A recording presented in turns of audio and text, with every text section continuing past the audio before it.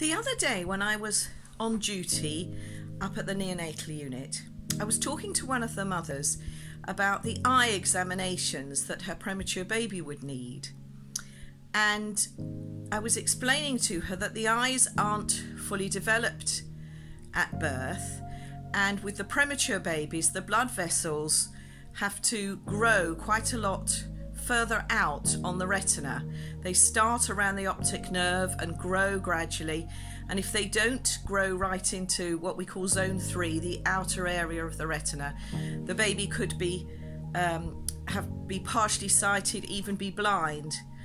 And so it made me think about the eye and what an amazing bit of engineering they are, and how the optic nerve is giving all the information so that we can see, and the blood vessels which supply the nerve are so essential.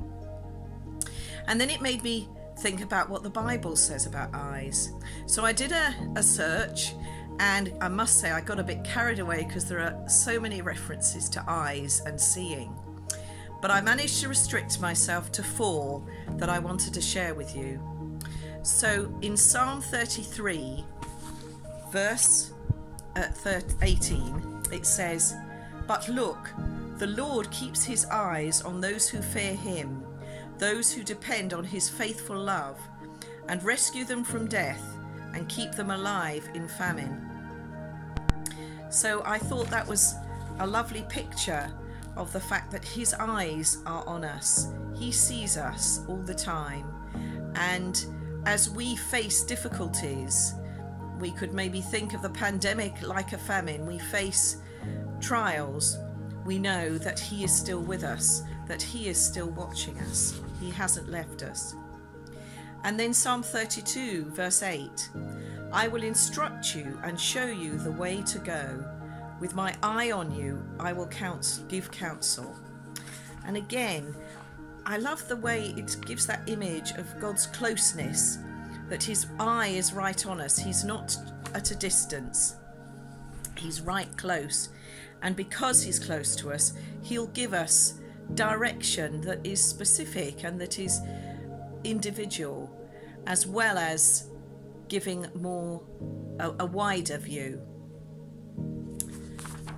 The next one is Matthew 6:22 in the Sermon on the Mount.